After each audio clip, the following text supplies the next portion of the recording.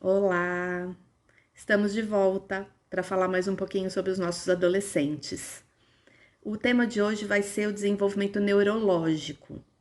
Por que é importante saber sobre esse tema? Vocês vão entender um pouquinho que o funcionamento do sistema neurológico do adolescente é diferente do adulto e é diferente da criança. E tem algumas questões, algumas curiosidades que eu quero compartilhar com vocês, que vai ajudar um pouquinho vocês a entenderem certos comportamentos típicos da adolescência, tá bom? Eu vou pedir uma licença poética ou didática aqui para chamar essas estruturas como parte do cérebro. Cérebro é só uma parte desse sistema neurológico, mas eu vou usar esse termo cérebro para ficar mais fácil de todo mundo entender, tá? O objetivo aqui não é formar especialistas, o objetivo aqui é a gente partilhar um conhecimento de mãe para mãe, de mãe para pai, e assim por diante, tá bom? Vamos lá.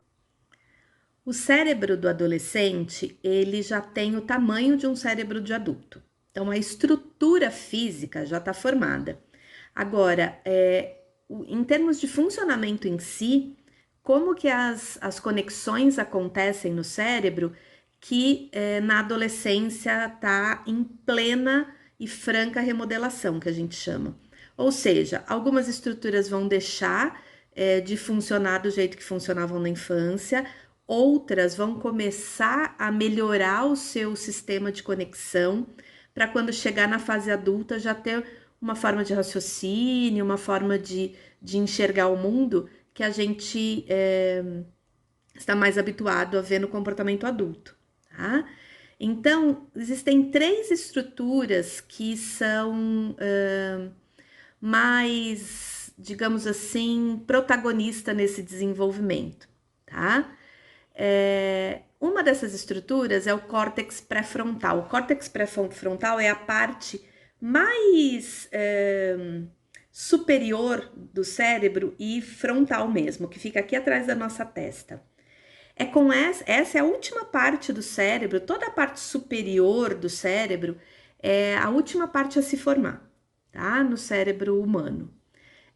Se formar em termos de conexões, aprimorar as suas conexões.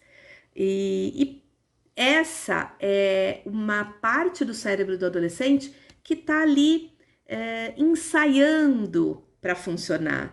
Tá? É como se fosse o final da construção de uma casa, onde a gente começa a fazer as ligações elétricas, testar se os interruptores estão funcionando. Então, essa área do cérebro funciona, mas ela ainda está em franca expansão. Então, ela não está no seu desempenho total, tá? Ela pode dar uma falhadinha.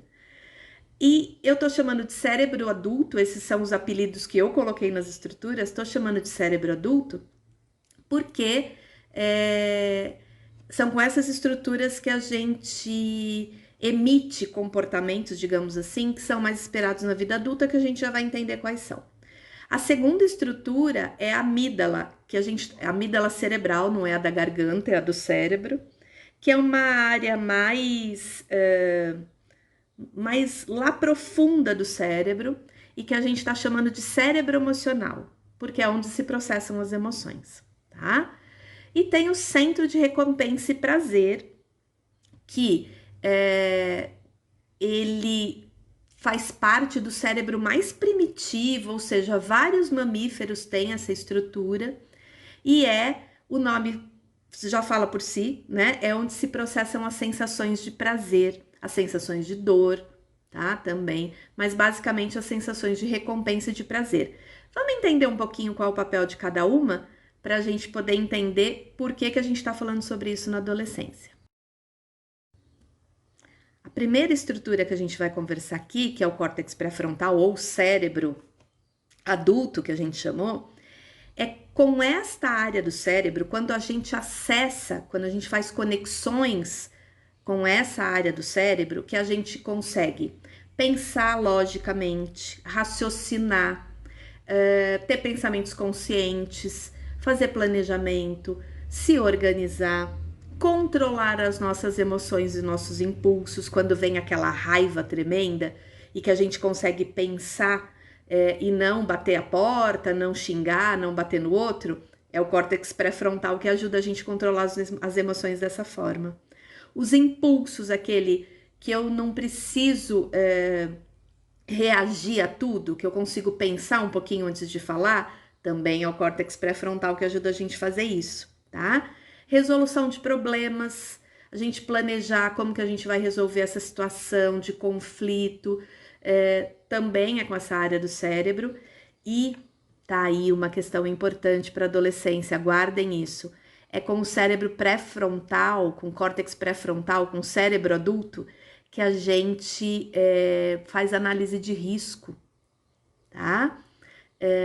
Então, se a gente pensar que essa estrutura do cérebro tá ali meio que falhando na adolescência, a gente vai entender um pouquinho por que que eles são tão impulsivos, por que que eles têm um pouquinho de dificuldade de dimensionar risco e aí acabam fazendo algumas coisas mais perigosas, tá?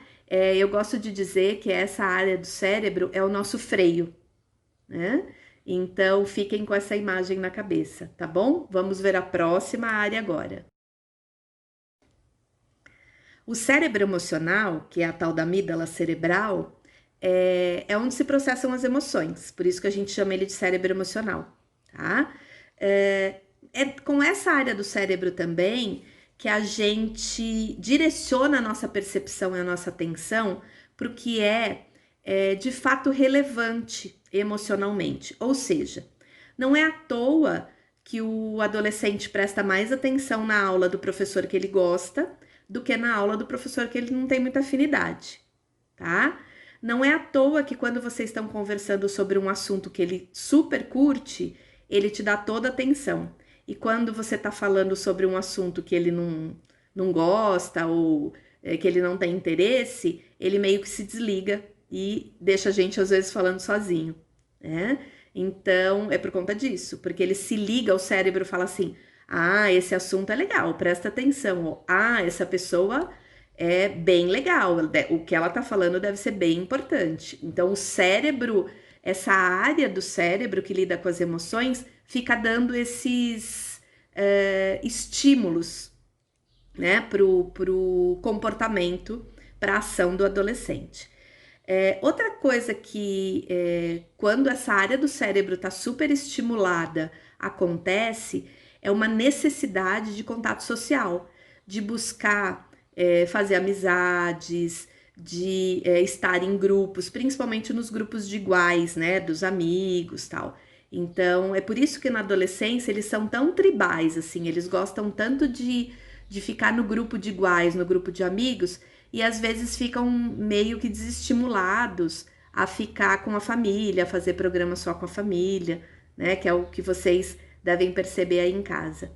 É também estimulando essa área do cérebro que a impulsividade vem em toda a sua majestade, né? É aquilo que eles querem para ontem, que eles não conseguem esperar e que a gente o tempo todo tem que dar parâmetros para ele de daqui a pouco, calma, é importante ter paciência, né? A gente com o nosso cérebro racional, quando a gente acessa lá o nosso córtex pré-frontal, a gente consegue dar essa medida para eles, porque eles são muito impulsivos, eles querem resolver tudo para ontem, eles falam muito sem filtro, eles respondem muito na lata, né? É por conta dessa hiperestimulação dessa área do cérebro.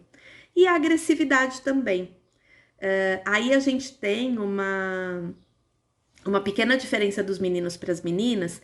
Os meninos começam a ficar mais agressivos, às vezes não agressivo no sentido de violento, mas agressivo no sentido de se jogam mais, se lançam mais para as coisas, porque a testosterona, que é o hormônio sexual masculino, tá mais elevado nos meninos, né? Então também estimula esse grau mais de agressividade nos meninos do que das meninas.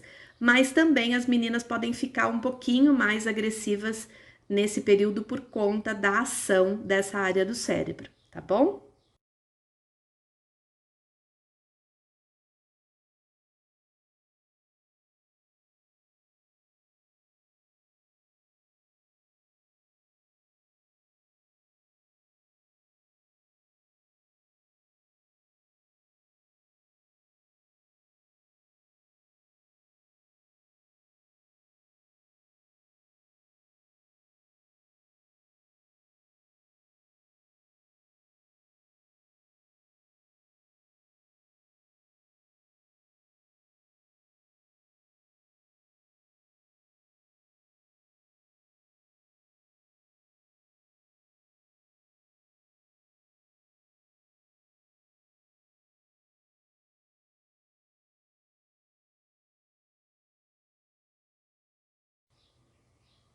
E agora o centro de prazer e recompensa.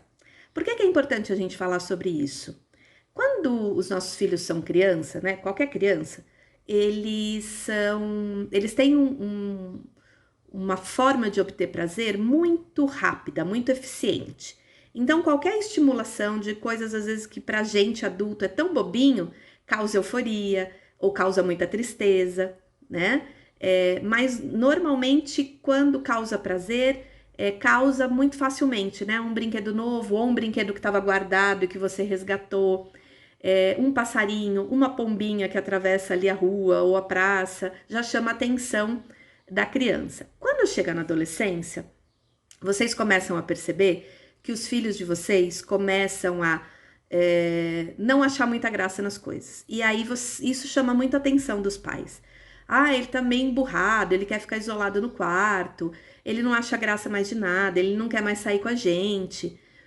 Por que isso acontece? Porque existe um processo que se chama poda neural, que essa área do cérebro passa por esse processo. O que é isso? A principal química, o principal neurotransmissor que faz a ligação ali entre os neurônios, nessa área do cérebro, né, que é o responsável pelo prazer, é a dopamina. E na adolescência, a gente perde 1/3 da sensibilidade dos receptores de dopamina. O que é isso? Para sentir prazer, o adolescente precisa de um estímulo muito maior, ele precisa gerar um número muito maior de conexões para sentir prazer, então ele precisa de um estímulo maior. Mas quando ele sente prazer, ele vai no nível da euforia, ele sente muito mais prazer do que a criança e do que o adulto.